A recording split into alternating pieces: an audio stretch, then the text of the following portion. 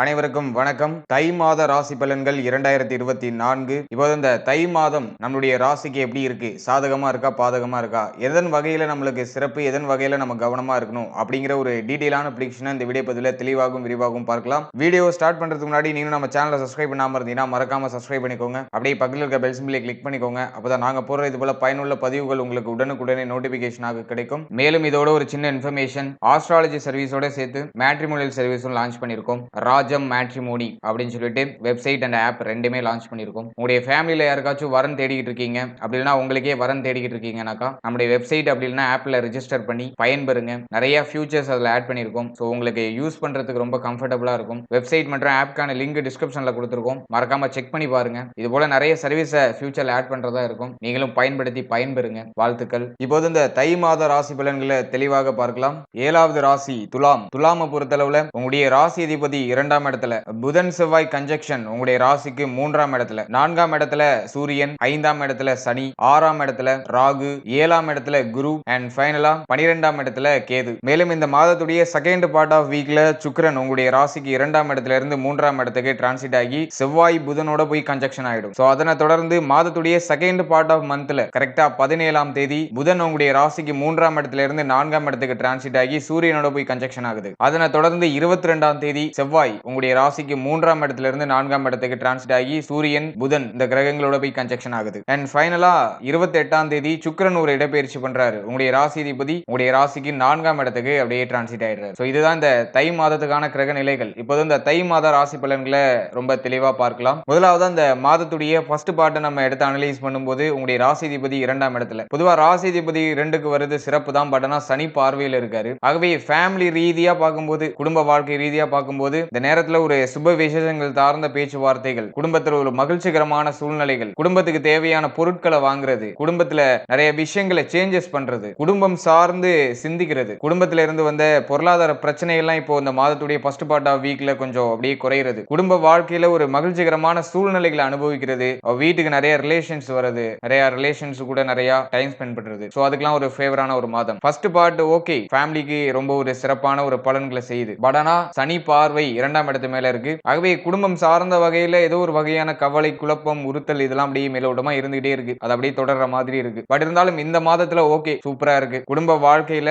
ஒரு மகிழ்ச்சி அனுபவிக்கிறதுக்கு ஒரு ஏற்ற மாதமா இருக்கும். அடுத்ததா செவ்வாய் புதன் 3ஆம் இடத்துல கன்ஜெக்ஷன் ஆயிருக்கு. மாதத்தோட ஸ்டார்டிங்ல இளைய சகோதரத்துவத்துடைய அந்த சப்போர்ட் எல்லாம் கிடைக்குது. பட் இருந்தாலும் புதன் உங்களுக்கு பாத்தீங்கன்னா விரையாதிபதியா வருவாரு. ஆகவே இளைய சகோதரத்துவத்தினால ஒரு சில விரை செலவுகள்லாம் வந்துட்டு போகலாம். சின்ன சின்ன வாக்குவாதங்கள் இளைய சகோதரத்துவத்தோட அப்படியே வந்துட்டு போறதுக்கு வாய்ப்புகள் இருக்கு. ஆகவே இளைய சகோதரத்துவம் சார்ந்த வகையில மாதத்துடைய ஃபர்ஸ்ட் பார்ட் ஆஃப் வீக்ல கொஞ்சம் கவனமா செயல்படுறது நல்லது. சோ பெருசா வாக்குவாதம் பண்ணிக்காம கொஞ்சம் அனுசரிச்சு செயல்படுறது நல்ல பலன்களை பெற்றுக் கொடுக்கும். மேலும் ஒரு சிலருக்கு பாத்தீங்கன்னா இந்த நேரத்துல இந்த குழப்பம், குடும்பம் பற்றிய பயம், பதட்டம் இதெல்லாம் அப்படியே மேலோட்டமா வந்துட்டு போகலாம். பட் இதெல்லாம் டெம்பரவரி தான். அதனால பெருசா ஒரி பண்ணிக்க வேண்டாம். அடுத்த அந்த மாதத்துடைய செகண்ட் பார்ட் ஆஃப் வீக்ல வந்து சுக்கிரன் உங்களுடைய ராசிக்கு 3ஆம் இடத்துக்கு அப்படியே டிரான்ஸ்ஃபர் ஆவாரு. சோ இந்த டைமிங்ல ராசி அதிபதி 3க்கு வராரு. சோ இந்த நேரத்துல நிறைய ரிஸ்கி எடுக்கிறது, நிறைய விஷயங்கள்ல இறங்குறது, புது புது விஷயங்களை முயற்சி பண்றது, ஏதாச்சும் பண்ணணும்னு தோன்றது, சும்மா இருக்க முடியலனால ஏதாச்சும் பண்ணணும்னு தோணுது, ஏதாச்சும் புதுசா பண்ணணும்னு தோணுது அப்படின்னு சொல்லிட்டு இந்த நேரத்துல புதிய முயற்சிகள் இறங்குறதுக்குலாம் நிறைய வாய்ப்புகள் இருக்கு. சோ அதுவும் உங்களுக்கு ஃபேவர் பண்ணும். ஏன்னா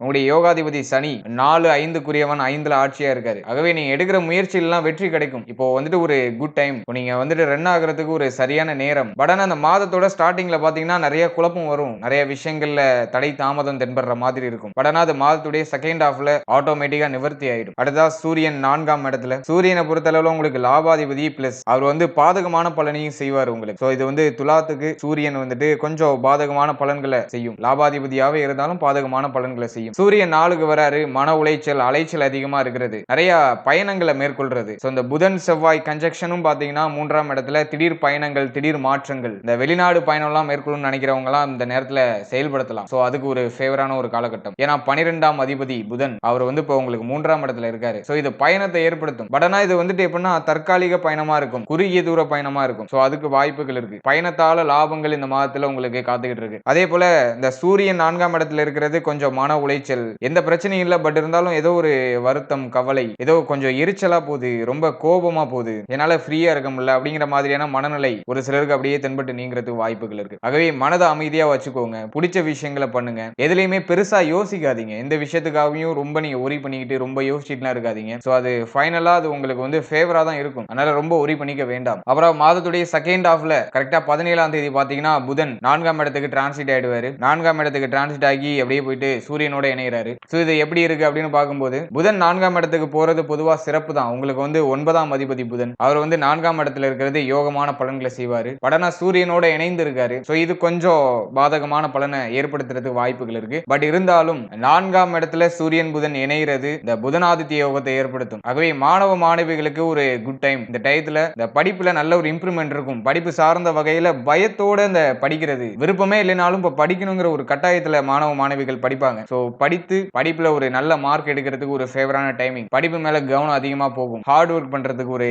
ஃபேவரான ஒரு காலகட்டம். சோ இந்த புதன் சூரியன் சோ இந்த ரெண்டு கிரகமும் 4ஆம் இடத்துல இணைகிறது இந்த டிகிரி எல்லாம் படிச்சிட்டு இருக்க மாணவ மாணவிகள் எல்லாம் ஒரு ஃபேவரான பலன்களை செய்யும். ஆகவே இந்த மாதத்துடைய செகண்ட் பார்ட் மாணவ மாணவிகளுக்கு ரொம்ப சிறப்பா இருக்கு. ஃபர்ஸ்ட் பார்ட்ல கொஞ்சம் குழப்பம், படிப்பு சார்ந்த வகையில கொஞ்சம் பயம், பதட்டம், தயக்கம் இதெல்லாம் இருக்கலாம். பட் ஆனா அது மாதத்துடைய செகண்ட் பார்ட்ல ஆட்டோமேட்டிக்காவே நியூட்ரல் ஆயிடும். படிப்பு மேல கவனம் உங்களை அறியாமலே போயிடும். அவை படிக்க ஆரம்பிச்சிடுவீங்க. படிப்புல நல்ல மார்க் எடுக்க ஆரம்பிச்சிடுவீங்க. சோ பாசிட்டிவான ரிசல்ட் இந்த மாதத்துல எதிர்பார்க்கலாம் படிப்பு சார்ந்த வகையில. சோ அதுக்கு ஃபேவரா இருக்கு. அடுத்து அந்த தந்தை சார்ந்த விஷயங்கள்ல கொஞ்சம் விழிப்புணர்வோட இருக்கிறது நல்லது. மேலும் தாய் சார்ந்த விஷயங்கள்ல கொஞ்சம் விழிப்புணர்வோட இருக்கிறது நல்லது. தாய் தந்தை இவர்களோட ஒரு சில வாக்குவாதங்கள் பிரச்சனைகள் ஒரு சிலருக்கு வந்துட்டு போகலாம். ஏன்னா 4ஆம் இடத்துல சூரியன் இருக்காரு. ஆகவே இந்த தாய்க்கு இந்த உஷ்ணாதிக்க சம்பந்தமான பிணிகள், தாய்க்கு கொஞ்சம் மனக்கவலை, மன வருத்தம் சோ இதெல்லாம் வந்துட்டு போறதுக்கான வாய்ப்புகள் இருக்கு. தாய் கூட ஒரு சில வாக்குவாதங்கள் இதெல்லாம் வந்துட்டு போகலாம். சோ அந்த விஷயங்கள்ல கொஞ்சம் விழிப்புணர்வோட இருக்கிறது நல்லது. மேலும் தந்தை சார்ந்த வகையில கொஞ்சம் கவனமா செயல்படுறது நல்ல பலன்களை பெற்றுக் கொடுக்கும். ஏன்னா செவ்வாய் பாத்தீங்கன்னா உங்களுடைய ராசிக்கு 9ஆம் இடத்தை பார்ப்பாரு. ஆகவே தந்தையோட ஒரு சில வாக்குவாதங்கள், தந்தைக்கு உடல் ஆரோக்கிய பிரச்சனை, தாய்க்கு உடல் ஆரோக்கிய பிரச்சனை, மருத்துவ செலவு இதெல்லாம் வந்துட்டு போகலாம். ஆகவே இது சார்ந்த விஷயங்கள்ல கொஞ்சம் விழிப்புணர்வோட செயல்படுறது நல்ல பலன்களை பெற்றுக் கொடுக்கும். அடுத்ததான் சனியை பாத்தீங்கன்னா 5ஆம் இடத்துல பொதுவா பாத்தீங்கன்னா சனி 5ஆம் இடத்துல இருக்கிறப்போ அந்த இடத்தை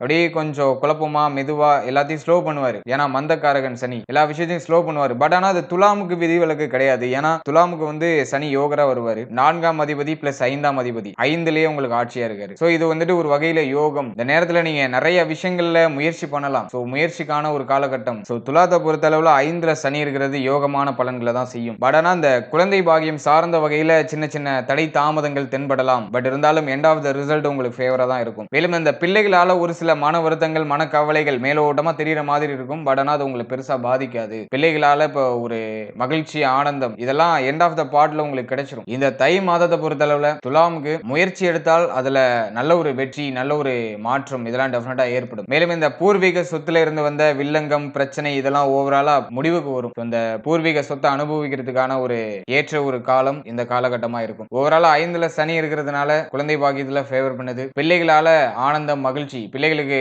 உடல் ஆரோக்கிய பிரச்சனை இருந்தா அதுவும் இப்ப நிவர்த்தி ஆகுது. அது சார்ந்த வகையில முன்னேற்றம். இதெல்லாம் உங்களுக்கு சிறப்பான பலன்களை செய்யுது. மேலும் 6ஆம் இடத்துல ராகு ரொம்ப ஒரு ஃபேவரான சிச்சுவேஷன்ல ராகு இருக்காரு. ராகு 6ஆம் இடத்துல இருக்கிறது இந்த கடன் தொல்லை இதுல இருந்து உங்களை மீட்டு எடுப்பாரு. ஆகவே கடன் பிரச்சனை எல்லாம் இப்ப குறைஞ்சிரும் டோட்டலா. உடல் ஆரோக்கிய பிரச்சனை ஏதாச்சும் இருக்குன்னா அதுவும் இப்ப டோட்டலா குறைஞ்சிரும். உடல் ஆரோக்கிய பிரச்சனை, கடன் தொல்லை, மேலும் உங்களை எதிர்த்தவங்க, உங்களுக்கு போட்டியா இருந்தவங்க இவங்க எல்லாருமே இப்ப விலகிடுவாங்க. ஆகவே இப்போ உங்க ரூட் எப்படின்னா ரொம்ப கிளியரா இருக்கு. நீ மாட்டும் உங்களுடைய ஜேர்னியை ஹாப்பியா நீங்க தொடரலாம். சோ அதுக்கு ஒரு ஃபேவரான ஒரு காலகட்டம். மேலும் இப்போ ஏதாச்சும் கடன் தேவை இருக்கு, ஏதோ ஒரு விஷயத்தை இம்ப்ளிமெண்ட் பண்றதுக்காக கடன் வாங்க வேண்டிய சிச்சுவேஷன் இருக்குன்னா டக்குன்னு அரேஞ்ச்மெண்ட் ஆகும். சோ கடன் வாங்குறதுக்கு ஃபேவரான ஒரு காலகட்டம், வாங்கிய கடனை திரும்ப கட்டுறதுக்கு ஒரு ஃபேவரான காலகட்டம். ஓவராலா பொருளாதார ரீதியா இருந்த வந்து நெருக்கடி எல்லாம் இப்ப குறையும். சோ அதுக்கு ஒரு குட் டைம். அடுத்ததா 7ஆம் இடத்துல குருவை பொறுத்தளவுல 6ஆம் அதிபதி பிளஸ் உங்களுக்கு 3ஆம் அதிபதியா வருவாரு. இவர் வந்து பாத்தீங்கன்னா 7ஆம் இடத்துல இருக்காரு. பொதுவா குரு 7ல இருக்கிறது சிறப்பு தான். இந்த நேரத்துல நிறைய சுப விசேஷங்கள் நடக்கிறது. இந்த திருமணம் ஆகாதவர்களுக்கு திருமணம் நிச்சயமாகிறது. திருமணம் சார்ந்த பேச்சுவார்த்தைகள்லாம் நடக்கிறது. சோ அதுக்கெல்லாம் இந்த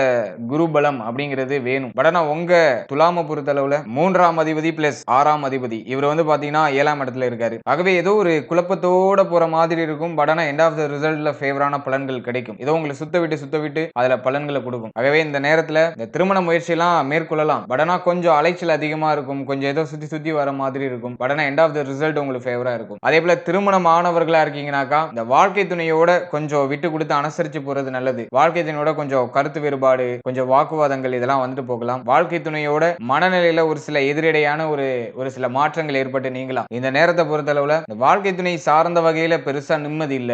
ரிலேஷன்ஷிப் ரொம்ப ஸ்ட்ராங்கானதான். பட் ஆனா இந்த நேரத்துல ஏதோ சின்ன விஷயத்துக்குலாம் கொஞ்சம் வாக்குவாதம் அதிகமா போற மாதிரி ஃபீல் ஆகுது. சோ அதெல்லாம் இந்த நேரத்துல ஒரு சிலர் எதிர்கொள்றதுக்கு வாய்ப்புகள் இருக்கு. ஆகவே இந்த நேரத்தை பொறுத்த அளவுல கொஞ்சம் விட்டு கொடுத்து அனுசரிச்சு போறது நல்லது. மேலும் வாழ்க்கை துணையுடைய உடல் ஆரோக்கியம் சார்ந்த விஷயங்கள கவனமா இருக்கணும். வாழ்க்கை துணையால ஒரு சில விரய செலவுகள்லாம் ஏற்பட்டு நீங்கலாம். பட் இருந்தாலும் எண்ட் ஆஃப் த ரிசல்ட்ல உங்களுக்கு ஃபேவரான பலன்கள் டெஃபினட்டா கிடைக்கும். சோ கொஞ்சம் கவனமா செயல்படுங்க. நல்ல பலன்கள் டெஃபினட்டா கிடைக்கும். அடுத்ததா உங்களுடைய கெரியர் பொறுத்தளவுல உங்களுடைய தொழில், உத்தியோகம் இது சார்ந்து பார்க்கும்போது 11ஆம் இடத்தை குரு பார்க்கிறாரு, சனி பார்க்கிறாரு. பொருளாதாரம் ஏதோ ஒரு வகையில் அப்படியே புரண்டுகிட்டே இருக்கு. பணம் வருது செலவாகுது அப்படியே ஒரு ரொட்டேட் ஆயிட்டே இருக்கு. 12ஆம் இடத்துல கேது தொடர் விரைய செலவுகளை கொடுத்துட்டே இருக்காரு. அது மட்டும் இல்லாம இந்த ஆன்மீகம் சார்ந்த செலவு, மருத்துவ செலவு இதெல்லாம் கொஞ்சம் அதிகமா இருக்கு. ஒன்னு ஆன்மீகம் சைடுல செலவு அதிகமா இருக்கும், அப்படின்னா மருத்துவம் சைடுல கொஞ்சம் செலவு அதிகமா இருக்கும். நிறைய ஏதோ கமிட்மெண்ட் என்ன சுத்தி இருக்கிற மாதிரி ஃபீல் ஆகுது. ஏதோ நானும் நிறைய முயற்சி பண்ணிட்டே தான் இருக்கேன். பட் ஆனா ஏதோ ஜவ்வா எழுத்துக்கிட்டே இருக்கிற மாதிரி ஃபீல் ஆகுது. பொருளாதாரம் தான் ஒரு ஸ்டேபிளா வரல அப்படிங்கிற அந்த ஒரு மனநிலை எல்லாம் இப்போ வந்துட்டு போகலாம். பட் இருந்தாலும் இந்த டைமிங்ல நீங்க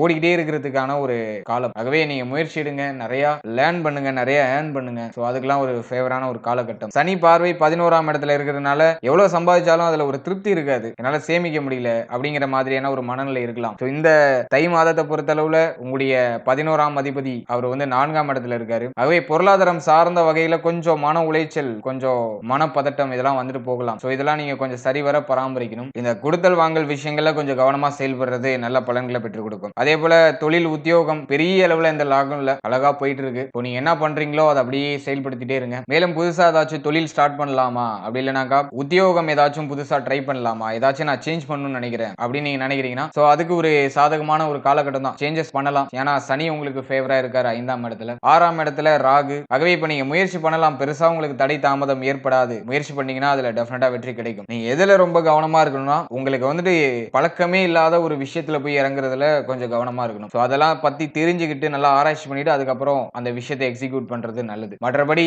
இந்த தை மாதம் துலாத்தை பொறுத்த அளவுல ரொம்ப ஃபேவரா தான் இருக்கு. சின்ன சின்ன விஷயங்கள்ல கவனம் செலுத்தணும். தாய், தந்தை, மேலும் இளைய சகோதரத்துவம் இது சார்ந்த வகையில கொஞ்சம் கவனமா செயல்படுறது நல்லது. மற்றபடி பெரிய அளவுல உங்களுக்கு எதுவும் லேக் எல்லாம் எதுவும் தெரியல. சோ ரொம்ப ஃபேவரா தான் இருக்கு. நிறைய முயற்சி பண்ணுங்க. உங்களுக்கு தேவையான விஷயங்களை உங்க பக்கம் ஈர்க்கிறதுக்கு நீங்க என்னென்னலாம் பண்ணணுமோ அதெல்லாம் பண்ணிட்டே இருங்க. அது டெஃபினட்டா உங்க பக்கம் வந்துரும். சோ அதுக்கு ஒரு ஃபேவரான ஒரு காலகட்டம். And finally very limited time. So be cool, stay happy and enjoy. வாழ்த்துக்கள். மேலும் இந்த வீடியோ உங்களுக்கு பயனுள்ளதா இருந்துச்சுன்னு நினைச்சீங்கன்னா அந்த வீடியோக்கு ஒரு லைக் பண்ணுங்க. அப்புறம் மறக்காம நம்ம சேனலை சப்ஸ்கிரைப் பண்ணிக்கோங்க. அப்படியே பக்கத்தில் இருக்க பெல் சிம்பிளை கிளிக் பண்ணிக்கோங்க. அப்பதான் நாங்க போற இது போல பயனுள்ள பதிவுகள் உங்களுக்கு உடனுக்குடனே நோட்டிபிகேஷனாக கிடைக்கும். இது போல அடுத்த பதிவில் சந்திக்கலாம். நன்றி நண்பர்களே.